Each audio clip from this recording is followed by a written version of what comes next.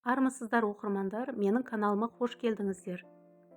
Менің каналым көп тақырыпты, оны үнемі оқып жүрген оқырмандар біледі, яғни жұлдыздардың өмірі, жаңалықтар және қызықты деректер әрі пайдалы кеңестер туралы видеолар салып жүрген болатынмын.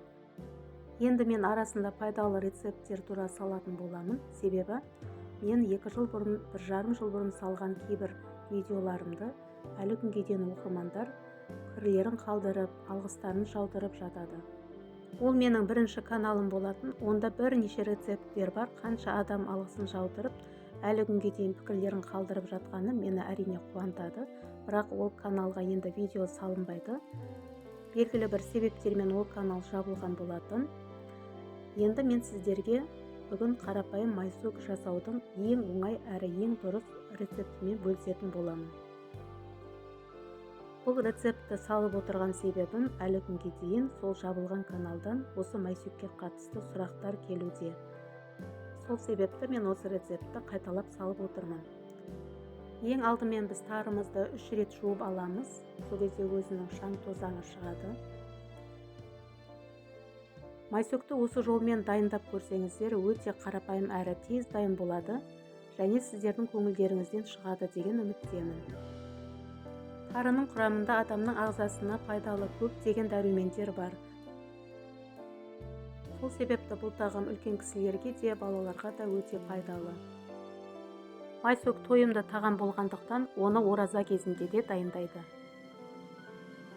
Яғни сәресінде тұрғанда аздаған майсөк дайындап жесе, немесе талқан былғап жесе, ол күні бойы тоқ-тоқ етіп тұрады. Біз тарымызды 3 қайтара жудық, одан кейін оны сүзіп алып, үстіне қайнап тұрған ыстық суды құямыз. Осылай бетін жауып, 5-10 минутқа қалдыра тұрамыз. Жібіп тұрған тарымызды сүзіп аламыз. Жақсылап сүзіп алып, оны таза шүберекке жайып, сәл ғана кептіруіміз керек. Майсөк дайындағанда ескере кететін бір жай, оны көп қып дайындап қоймау керек, тек жейтін ғана қып дайындау керек. Балғын күйінде, яғни свежий күйінде жеген жақсы. Артылған тоңазытқышқа салған күннің өзінде ертесіне ол балғын күйіндегідей әдемі болмай қалады.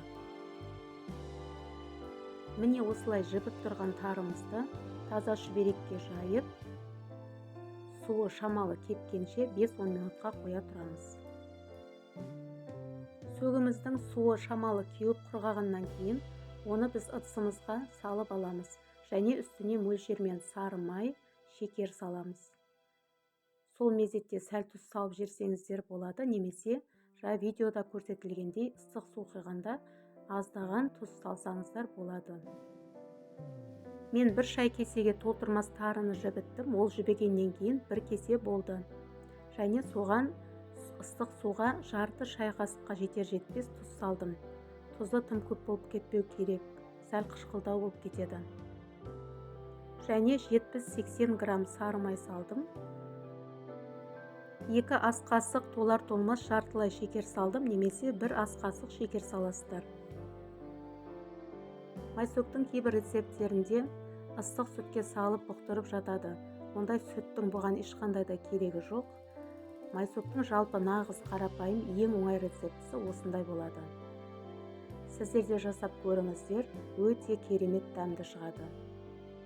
Қадірлі оқырмандар, маған қолдау көрсетіп, каналыма жазыла кетіңіздер. Видео ұнаған болса лайк басып, төмендегі комментарий бөлімінде пікірлеріңізді қалдырыңыздар. Бұл каналда әлі Алла қаласа талай қызықты деректер, тарихи мағлұматтар, пайдалы кеңестер, танымал адамдардың өмірі жайлы жариялайтын боламын. Келесі видеода кездескенше.